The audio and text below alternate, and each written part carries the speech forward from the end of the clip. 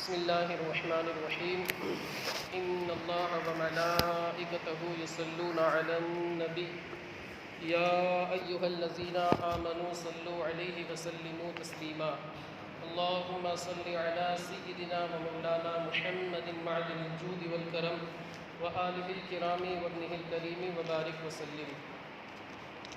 عزیزان ملت اسلامیہ، ابھی تک جو بیان تھا وہ ایمان کا بیان تھا۔ اب جو بیان کی شروعات ہو رہی ہے، جو چیپٹر ہمارا ہے وہ کتاب الوضو، یعنی وضو کے تعلق سے اس میں جو حدیثیں ہیں وہ بیان کی جائے گی۔ تو سب سے پہلے تو میں یہ بات آپ حضرات کو بتا دوں کہ وضو کی شروعات کب سے ہوئی، یعنی ہجرت سے پہلے یا ہجرت کے بعد۔ تو عام علماء کا اتفاق، جمہور علماء کا اس بات پر اتفاق ہے کہ وضو کی ابتدا ہجرت سے پہلے ہی مکہ مکرمہ میں ہو چکی تھی۔ حضرت جبریل علیہ الصلاۃ والتسلیم غار حرا میں جب آئے تو اسی وقت اللہ کے رسول صلی اللہ علیہ وسلم کو وضو کی تعلیم اور جس طریقے سے وضو بنانا ہوتا ہے اس بات کے تعلق سے حضرت جبریل نے بارگاہ رسالت مآب صلی اللہ علیہ وآلہ وسلم میں عرض کر کے بتا دیا تھا۔ اور ایک اور حدیث پاک ہے، حضرت فاطمہ رضی اللہ تعالی عنہا مکہ مکرمہ میں روتی ہوئی ایک مرتبہ بارگاہ رسالت مآب صلی اللہ علیہ وسلم میں آئیں تو اللہ کے رسول صلی اللہ علیہ وسلم نے پوچھا کہ کس سلسلے میں آنا ہوا۔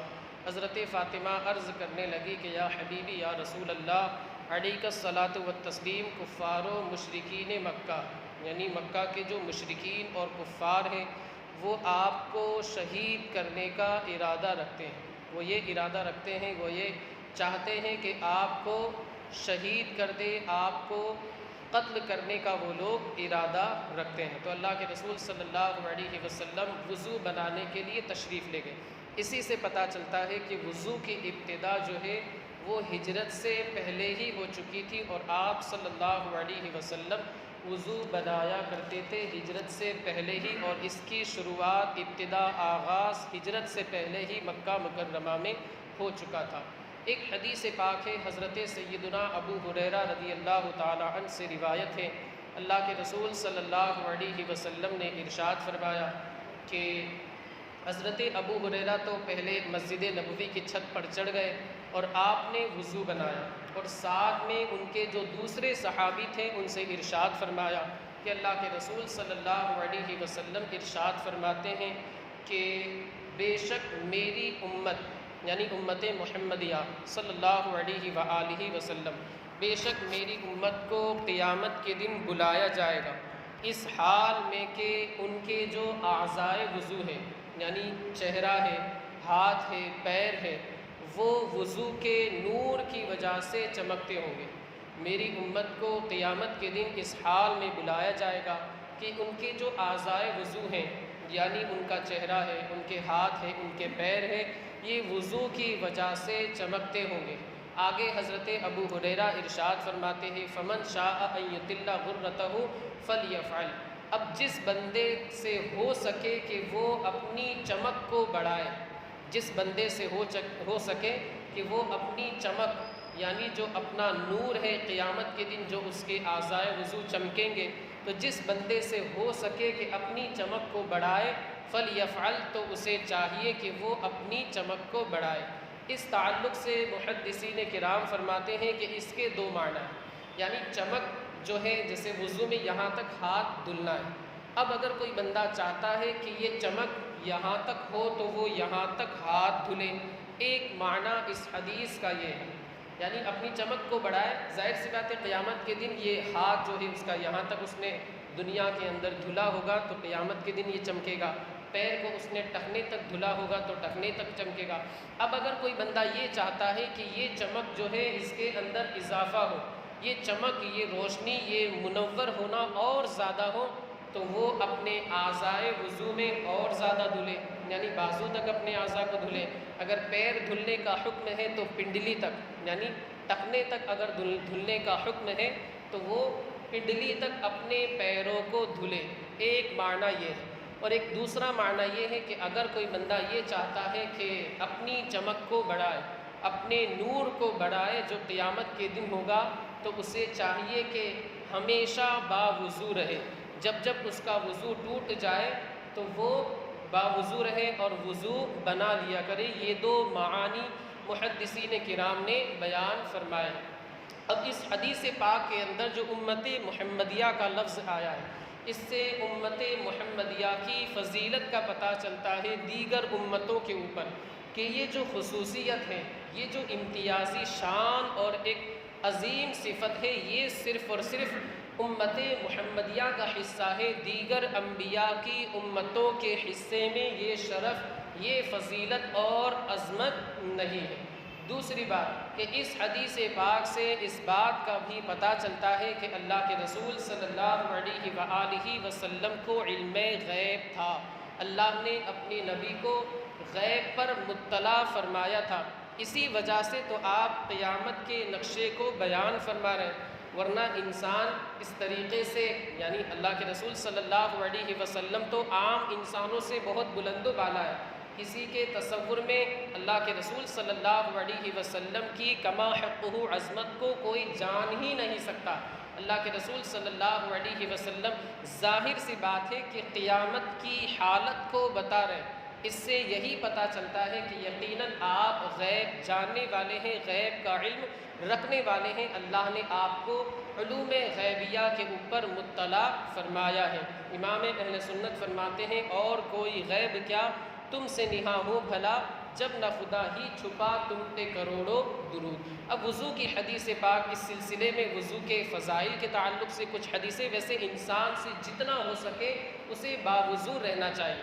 اللہ کے رسول صلی اللہ علیہ وسلم ارشاد فرماتے ہیں کہ جب بندہ وضو کرتا ہے، نماز کا کوئی ذکر نہیں کہ نماز کے لیے وضو کرتا ہے، بس جب بندہ وضو کرتا ہے عام حالات میں، جیسے صبح نماز آپ کو نہیں پڑھنی ہے، جیسے 8 9 10 بجے اگر آپ چاشت کی نماز پڑھ لیں بہت اچھی بات ہے، لیکن آپ ایسے آفس پہ جانا ہے، آپ کو دکان پہ جانا ہے، مارکیٹ جانا ہے، نکلنے سے پہلے آپ وضو بنا لیں۔ کہیں پر بھی آپ کو جانا یا گھر ہی میں رہنا ہے، آپ بے وضو ہوئے فوراً آپ وضو بنا لیجئے۔ اللہ کے رسول صلی اللہ علیہ وسلم فرماتے ہیں جب بندہ وضو بناتا ہے اور اپنے منہ میں کلی کرتا ہے، منہ میں پانی لے کر کے کلی کرتا ہے، تو منہ سے اس نے جو گناہ کیے تھے وہ گناہ وضو کی برکت سے، یعنی کلی کرنے کی وجہ سے جھڑ جاتے ہیں۔ جب بندہ ناک میں پانی چڑھاتا ہے تو ناک کی وجہ سے جو اس نے گناہ کیے تھے وہ ختم ہو جاتے ہیں۔ جب چہرہ دھلتا ہے تو چہرے کے ذریعے جو اس نے گناہ کیے تھے وہ گناہ جھڑ جاتے ہیں۔ جب ہاتھ دھلتا ہے تو ہاتھ والے گناہ، پیر دھلتا ہے تو پیر والے گناہ، اور حتیٰ کہ ناخن سے بھی جو پانی گزرتا ہے تو ناخن کے جو گناہ تھے وہ بھی وضو کے پانی سے جھڑ جاتے ہیں۔ یہ ایک حدیث پاک ہے۔ دوسری حدیث پاک ہے کہ اللہ کے رسول صلی اللہ علیہ وسلم نے حضرت انس بن مالک رضی اللہ تعالیٰ عنہ سے ارشاد فرمایا، اے بیٹے تم سے جتنا ہو سکے تم باوضو رہا کرو، اے بیٹے تم سے جتنا ہو سکے باوضو رہا کرو، اس لیے کہ باوضو شخص کی روح اگر قبض کی جاتی ہے، یعنی انسان اگر باوضو ہو، اسی حالت میں اگر اس کی موت واقع ہو جائے، اللہ تعالیٰ باوضو شخص کو شہادت کا درجہ عطا فرماتا ہے۔ آپ ذرا سوچیں کتنی عظیم فضیلت ہے۔ انسان کو کچھ نہیں کرنا ہے، بس سونے سے پہلے وضو بنا لینا ہے، اور انسان جب وضو بنا کر کے سوتا ہے تو اسے بہت میٹھی نیند آتی ہے اور اس کو پرسکون اس کا چہرہ بھی رہتا ہے اور اس کا پورا بدن بھی سکون میں رہتا ہے۔ تو سونے سے پہلے بھی وضو ہمیں بنا لینا چاہیے۔ ایک آخری حدیث، ویسے تو ابھی درس تو باقی ہے ٹائم، لیکن ایک تیسری حدیث اللہ کے رسول صلی اللہ علیہ وسلم ارشاد فرماتے، حضرت بلال حبشی سے روایت ہے کہ ایک مرتبہ صبح صبح اللہ کے رسول صلی اللہ علیہ وسلم نے مجھے مخاطب کر کے ارشاد فرمایا کہ آخر بلال کیا بات ہے کہ میں جنت میں تمہیں اپنے سے آگے دیکھ رہا ہوں۔ کیا فرمایا اللہ کے رسول صلی اللہ علیہ وسلم نے، بلال کیا بات ہے کہ جنت میں میں نے تمہارے قدموں کی آہٹ سنی اور میں تمہیں اپنے سے آگے آگے دیکھ رہا ہوں، اس عمل کی وجہ کیا ہے؟ حالانکہ آپ جانتے تھے مگر پھر بھی بلال حبشی کی زبانی ان کا عمل آپ صلی اللہ علیہ وسلم سننا چاہتے تھے تاکہ امت کو بتا دیں کہ اس عمل کی فضیلت کیا ہوتی ہے۔ حضرت بلال حبشی نے عرض کیا، یا حبیبی یا رسول اللہ علیک الصلاۃ والتسلیم، میں صرف اور صرف 2 کام کرتا ہوں، میں صرف اور صرف 2 کام کرتا ہوں۔ میرا ایک کام یہ ہے کہ جب میں بے وضو ہوتا ہوں، جب میں بے وضو ہوتا ہوں تو فوراً میں وضو بنا لیا کرتا ہوں، اور جب میں اذان دیتا ہوں تو فوراً 2 رکعت تحیۃ المسجد یا تحیۃ الوضو کی نیت سے فوراً ادا کر لیا کرتا ہوں۔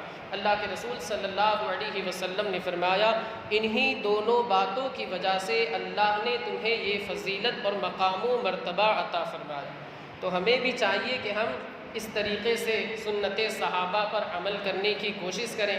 یہاں پر ایک بات یاد رہے کہ جو اللہ کے رسول صلی اللہ علیہ وسلم نے ارشاد فرمایا کہ تمہیں میں نے اپنے سے آگے دیکھا، تو اس کا جواب یہ ہے کہ ظاہر سی بات ہے، جب بادشاہ اگر کہیں جاتا ہے، عام بادشاہ، تو پہلے اس کے خدام پہنچ جاتے ہیں تاکہ انتظام کرے، کہیں بادشاہ کو آنے میں دشواری، تکلیف، پریشانی کا سامنا نہ کرنا پڑے۔ اور یہ تو بادشاہوں کے بادشاہ ہیں۔ حاجیوں آؤ شہنشاہ کا روزہ دیکھو، کعبہ تو دیکھ چکے، کعبے کا کعبہ دیکھو۔ جب عام بادشاہوں کے تعلق سے یہ ہوتا ہے کہ ان کے خدام، ان کے غلام، نوکر چاکر، ملازم پہلے ہی سے پہنچ جاتے تاکہ بادشاہ کو کسی تکلیف کا سامنا نہ کرنا پڑے، انتظام وغیرہ درست ہو۔ جب یہ عام بادشاہوں کا یہ حال ہے، دنیا کے بادشاہوں کا یہ حال ہے، تو وہ تو بادشاہوں کے بادشاہ آمنہ کے لال عبداللہ کے پیارے، ان کا تو یہ حق بنتا ہے کہ ان کے خدام پہلے سے پہنچ جائے اور انتظام و انصرام میں مصروف رہیں۔ آپ اس کی مثال آپ دیکھیں، غار ثور کے اندر جب حضرت ابوبکر صدیق اور اللہ کے رسول صلی اللہ علیہ وسلم مکہ مکرمہ سے ہجرت فرما کر کے مدینہ منورہ تشریف لائے، تو غار ثور کے اندر ڈائریکٹ اللہ کے رسول صلی اللہ علیہ وسلم نہیں چلے گئے، بلکہ پہلے کون گئے؟ حضرت ابوبکر صدیق رضی اللہ تعالیٰ عنہ تشریف لے گئے۔ آپ نے صفائی کی، انتظام کیا، اور جہاں پر سوراخ تھے ان سوراخوں کو بند کر دیا۔ ایک سوراخ باقی رہ گیا کیونکہ کپڑے ختم ہو گئے تھے، پھر اس سانپ نے آپ کو ڈسا۔ یہ پورا واقعہ آپ حضرات کے ذہن میں عرض یہ کرنا چاہتا ہوں کہ انتظام کرنے کے لیے خادم جو ہے وہ پہلے پہنچتا ہے، انتظام کرنے کے لیے غلام جو ہے وہ پہلے پہنچتا ہے۔ تو جنت میں بھی انتظام کرنے کے لیے بلال حبشی پہلے جائیں گے، پھر اللہ کے رسول صلی اللہ علیہ وسلم شاہانہ شان و شوکت کے ساتھ تشریف لے جائیں۔ ارے یہاں تک حدیث پاک میں آتا ہے کہ جنت کا دروازہ اگر کوئی کل بروز قیامت کھولے گا تو کوئی اور نہیں، آمنہ کا لال کھولے گا۔ جب اللہ کے رسول جنت کا دروازہ کھولیں گے تو کوئی صحابی یا کوئی شخص اللہ کے رسول صلی اللہ علیہ وسلم سے پہلے کیسے جنت میں جا سکتا ہے؟ تو یہی مراد ہے کہ انتظام و انصرام کرنے کے لیے حضرت بلال حبشی جنت میں پہلے جائیں گے۔ اب سائنس کے اعتبار سے بات کرتے ہیں، وضو کے سائنسی اعتبار سے کیا فوائد ہیں۔ آج کل جو لوگ ہیں، جو پڑھے لکھے لوگ ہیں، وہ اکثر اس کا کمپیریزن جو کہہ لیجیے آپ، یا اس کا مقابلہ سائنس سے کرتے ہیں کہ طبی اعتبار سے، سائنسی اعتبار سے اس کے فوائد کیا ہیں۔ تو ایک واقعہ میں نے ایک کتاب کے اندر پڑھا کہ ایک شخص تھا، وہ بیلجیم کی یونیورسٹی کے اندر پڑھتا تھا، وہاں پر تعلیم حاصل کرتا تھا، مسلمان تھا۔ اس نے اپنے ایک ساتھی کو اسلام کی دعوت تھی جو کہ غیر مسلم تھا، اسلام کی دعوت دی کہ تم اسلام کو قبول کر لو۔ اس سامنے والے غیر مسلم نے کہا کہ میرے سامنے تم وضو کی فضیلت، وضو کے جو فوائد ہیں وہ تم مجھے بتا دو، اگر تم اس کے فوائد سائنسی اعتبار سے بتا دیتے ہو تو میں اسلام کو قبول کر لوں گا۔ وہ بندہ نہیں بتا سکا، ایک عالم صاحب کے پاس لے گیا۔ عالم صاحب کے ذہن میں بھی اس کے سائنسی فوائد کیا ہوتے وہ نہیں تھے ان کے ذہن میں۔ خیر، پھر ایک سائنس کے طالب علم کے پاس وہ بندہ اس شخص کو لے گیا جسے اس بندے نے اسلام کی دعوت دی تھی۔ سائنس کا علم حاصل کرنے والا جو شخص تھا، وہ طالب علم تھا، اس نے وضو کے سارے فوائد بتائے، یعنی ہاتھ دھونے کا یہ فائدہ ہے، چہرہ دھلنے کا یہ فائدہ ہے، پیر دھلنے کے یہ فوائد ہیں، مسح کرنے کا یہ فائدہ ہے، کلی کرنے کا یہ فائدہ ہے۔ مگر گردن پہ جو مسح کرنے کا حکم دیا گیا، سنت ہے گردن کا اس طریقے سے مسح کرنا، ہاتھ پھیرنا، تو اس کے فائدے، اس کا جو فائدہ تھا اسے بتانے سے وہ بندہ قاصر رہا اور بتا نہیں سکا۔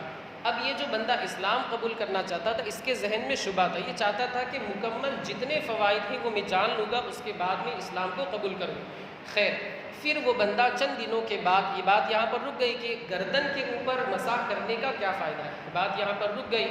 اب چند دن گزر گئے، وہ بندہ سامنے سے آیا اور اس نے کہا کہ ہمارے پروفیسر صاحب نے آج ایک لیکچر دیا، ہمارے پروفیسر صاحب نے آج ایک لیکچر دیا اور انہوں نے آج یہ بتایا کہ اگر کوئی بندہ روزانہ گردن کے اوپر پانی بہاتا ہے یا پھر پانی والا ہاتھ پھیرتا ہے؟ کیا کہا ہمارے پروفیسر صاحب نے کہ اگر روزانہ بندہ گردن کے اوپر یا تو پانی بہاتا ہے یا پانی والا ہاتھ پھیرتا ہے تو یہاں پر حرام مغز ہوتا ہے. یہاں پر آپ نے بکرے وغیرہ میں بھی دیکھا ہو جب آپ قربانی کرتے ذبح کرتے تو حرام مغز، پھر اس کا تعلق ریڑھ کی ہڈی سے ہوتا ہے. اسی گردن کا تعلق پھر نیچے سے ریڑھ کی ہڈی کی شروعات ہوتی ہے جو کہ نیچے تک آتی ہے. تو اگر کوئی بندہ روزانہ گردن کے اوپر پانی بہاتا ہے یا مسح کرتا ہے تو ریڑھ کی ہڈی اور حرام مغز کے اندر جو امراض پیدا ہونے والے ہوتے ہیں، جو اس کی بیماریاں ہوتی ہیں، اس پانی بہانے کی وجہ سے اور مسح کرنے کی وجہ سے اسے وہ بیماریاں نہیں ہوگی. وہ بندہ اتنا متاثر ہوا کہ اس نے فوراً کلمہ پڑھا اور پکار اٹھا اشہدو ان لا الہ الا اللہ محمد الرسول اللہ. میرے دوستو آپ دیکھیں یہ وضو کی فضیلت کتنی عظیم ہے.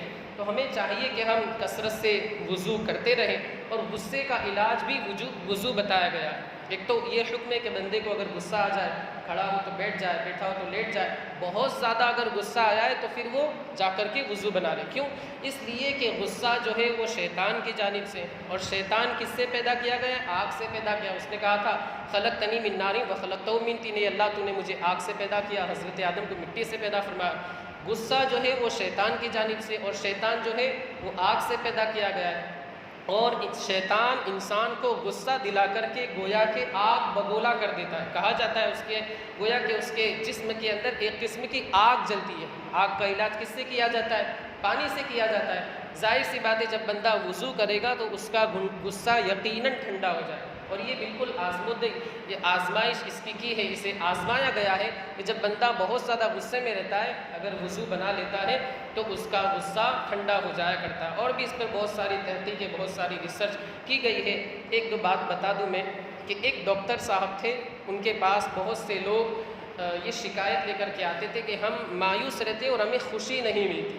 ڈپریشن کا وہ لوگ شکار رہتے، نفسیاتی مریض رہتے، ہمیشہ انہیں مایوسی رہتی، کبھی بھی وہ خوش نہیں رہ پاتے. اب انہوں نے یہ تجربہ کیا اپنی زندگی میں، ان لوگوں کو یہ حکم دیا کہ تم روزانہ 5 مرتبہ اپنے چہرے کو اور اپنے ہاتھ کو دھلا کرو. 5 مرتبہ روزانہ تم اپنے چہرے کو اور اپنے ہاتھ کو دھلا کرو. 2-3 مہینے گزرے تھے کہ وہ لوگ سامنے سے آئے. انہوں نے کہا کہ ہمیں جو مایوسی کا ہم شکار تھے، مایوسی کا جو مرض ہمارے اندر تھا، ڈپریشن کا جو ہمارے اندر مرض تھا، ہم نے اس کے اندر کمی کا احساس کیا. یہ دیکھیے وضو کی برکت، انسان روزانہ 5 مرتبہ چہرہ، ہاتھ، پیر وغیرہ دھلے تو اسے ڈپریشن، مایوسی کا وہ شکار نہیں ہو سکتا. اسی طرح فالج کے تعلق سے کہا گیا ہے کہ روزانہ اگر بندہ وضو بناتا رہے پابندی کے ساتھ، جتنا زیادہ اس سے ہو سکے تو اسے فالج بھی نہیں ہوگا، اسے ڈپریشن کا وہ شکار نہیں ہوگا. اسی طرح بلڈ پریشر کے تعلق سے بھی آیا کہ وہ بندہ مریض جو ہے، وہ بندہ جو ہے ڈائبٹیز، بلڈ پریشر کا بھی انشاءاللہ العزیز وضو کی برکت سے شکار نہیں ہوگا. تو یہ وضو کے تعلق سے باتیں تھی. امام اہل سنت حضور اعلیٰ حضرت علیہ رحمت و رضوان نے فتاوی رضویہ میں اس کے 7 فوائد لکھے. دینی فوائد جو ہیں وہ 7 لکھے. ویسے دنیاوی فوائد تو بہت سارے، انسان جتنی تحقیق کرے گا، جتنا ریسرچ کرے گا، جتنی گہرائی میں جائے گا، اتنے اسے وضو کے فوائد پتہ چلیں گے. ملائکہ اس کی صحبت میں رہتے ہیں. امام اہل سنت فرماتے کہ جو بندہ ہمیشہ باوضو رہتا ہے ملائکہ اس کی صحبت میں رہتے ہیں. قلم جو ہے اس کی نیکیاں لکھتے رہتے ہیں، یعنی اس کی نیکیوں میں اضافہ ہوتا چلا جاتا ہے. اور تکبیر اولا اس کی فوت نہیں ہوتی، یعنی وضو کی برکت سے اسے یہ توفیق مل جاتی ہے کہ وہ بندہ پہلے ہی سے تیار ہو کر کے پہلی صف میں یا کہیں بھی بیٹھ جائے مگر تکبیر اولا اس کی فوت نہیں ہوتی. جب وہ سوتا ہے تو اللہ تعالیٰ کچھ فرشتے اس پر مقرر کر دیتا ہے جو جنات سے، شیاطین سے اور جو شریر انسان ہیں ان لوگوں سے اس کی حفاظت کرتے ہیں. ایک فائدہ یہ ہے کہ جو بندہ ہمیشہ باوضو رہتا ہے تو سکرات موت کی سختیاں، اللہ اکبر، اتنی سخت رہتی ہے. جو موت کی آخری وقت انسان کا رہتا ہے تو موت کی سختیاں بہت عظیم اور خطرناک رہتی ہے. مگر جو بندہ ہمیشہ باوضو رہتا ہے اللہ تعالیٰ اس پر سکرات موت کی سختیوں کو آسان بنا دیا کرتا ہے. جو بندہ باوضو رہتا ہے وہ اللہ تعالیٰ کے امن و امان میں رہتا ہے، اور جو بندہ ہمیشہ باوضو رہتا ہے اس کا حافظہ قوی ہوتا ہے. تو ہمیں چاہیے کہ ہم جتنا زیادہ ہم سے ہو سکے ہم باوضو رہیں. اسے اسلام کی جو بھی بات ہے، اسلام نے جو ہمیں حکم دیا ہے، ہر حکم کے اندر مصلحت اور حکمت ہے. ایک دو بات میں آپ حضرات کو بتا کر کے اپنی گفتگو کو ختم کر دوں. جیسے پانی پینے کا حکم ہمیں دیا گیا تو کتنے سانسوں میں پانی پینا چاہیے؟ سنت طریقہ کیا ہے؟ بیٹھ کر کے انسان پیے، 3 سانسوں میں پانی پیے رک رک کر کے۔ تو سائنس یہ کہتی ہے کہ انسان جب پانی پیتا ہے تو پانی اندر جاتا ہے، اس کا جب منہ کھلتا ہے تو اندر سے باہر ہوا آتی ہے، تو تھوڑا اگر پانی پیے گا تو پانی کو بھی جگہ ملے گی اور اندر سے ہوا کو بھی باہر آنے کی جگہ ملے گی اور اسے تکلیف نہیں ہوگی۔ لیکن اگر بالکل کافروں کی طرح اس نے بوتل اٹھایا، گلاس اٹھایا یا سرائی اٹھا گڑ گڑ گڑ گڑ پیتا چلا گیا، ہوا کو باہر نکلنے کی جگہ ملے گی؟ نہیں ملے گی۔ تو اسی وجہ سے انسان کو کبھی کبھی اٹیک آ جاتا ہے، کبھی کبھی انسان کو اٹیک آ جاتا ہے اور پھر اس کی موت واقع ہو جاتی ہے۔ دیکھیے آپ سنت پہ عمل کریں، انشاءاللہ کام بنتے چلے جائیں۔ اسی طرح ایک اور حکم ہے کہ کھڑے ہو کر کے پانی نہیں پینا چاہیے، کھڑے ہو کر کے پانی نہیں پینا چاہیے۔ آج کل سائنس نے یہ تحقیق اور ریسرچ کیا کہ اگر بندہ کھڑے ہو کر کے پانی پیتا ہے تو پانی اس کے پورے بدن کے اندر پہنچتا ہے۔ بیٹھ کر کے پیتا ہے تو صرف پیٹ میں رہتا ہے، لیکن جب کھڑے ہو کر کے پیتا ہے تو اس کے پورے بدن میں پہنچتا ہے اور یہی پانی اس کی ہڈیوں کو کمزور کر دیا کرتا ہے، یہی پانی اس کی ہڈیوں کو کمزور کر دیا کرتا ہے۔ ہمارے نبی نے تو 1450 سال پہلے ہی فرما دیا تھا کہ پانی جب پیا جائے تو بیٹھ کر کے پیا۔ آپ اس پر عمل کریں، سنتوں پر عمل کریں، انشاءاللہ العزیز دنیا کی ہر قسم کی بیماری سے آپ محفوظ رہیں، اور اللہ تعالیٰ نے چاہا تو سنتوں کے صدقے میں انشاءاللہ ہماری مغفرت بھی ہو جائے گی۔ آب زمزم اور وضو کے تعلق سے فرمایا گیا کہ اسے کھڑے ہو کر کے پینا چاہیے، تو اس کے تعلق سے پھر آگے بتایا بھی گیا کہ کھڑے ہو کر انسان پیتا ہے تو پورے جسم میں اس کا پانی جو ہے وہ پہنچتا ہے۔ تو آب زمزم خود آب شفا ہے، بیماری کا سوال ہو ہی نہیں سکتا۔ انسان اگر یہ سوچے کہ میں کھڑے ہو کر پیوں گا تو مجھے بیماری ہوگی، تو یہ اگر آب زمزم پیے گا تو انشاءاللہ جو اسے بیماری ہونے والی ہے، آب زمزم جو کہ آب شفا ہے، اس کے صدقے میں وہ بیماری دور ہو جائے اور بیماری اس کے قریب نہیں آئے۔ تو ہمیں چاہیے کہ ہم ان سنتوں پر عمل کریں۔ مولا عز و جل ہمیں اپنے حبیب صلی اللہ علیہ وسلم کی سنتوں پر عمل کرنے کی توفیق رفیق عطا فرمائے۔ مولا ہمارے اس درس کو اپنی بارگاہ میں قبول فرما۔ مولا مجھ سے کہنے میں کچھ غلطی ہو گئی ہو اسے اپنے حبیب کے صدقے میں معاف فرما۔ مولا عز و جل ہمیں اس کی برکتوں سے مالا مال فرما، اس کے صدقے میں ہماری بے حساب مغفرت فرما۔ مولا عز و جل ہمارے ان بھائیوں نے اس درس میں شرکت کی، انہیں جزائے خیر عطا فرما۔ مولا ان کے کاروبار میں، تجارت میں، رزق حلال میں خوب سے خوب تر برکتیں عطا فرما۔ ہم تمام لوگوں کی مشکلات کو آسان فرما، ہماری تمام جائز مرادوں کو حدیث پاک کے صدقے میں پایہ تکمیل تک پہنچا۔ ہمارے ایمان، عقیدے، عزت، آبرو، جان، مال کی حفاظت فرما۔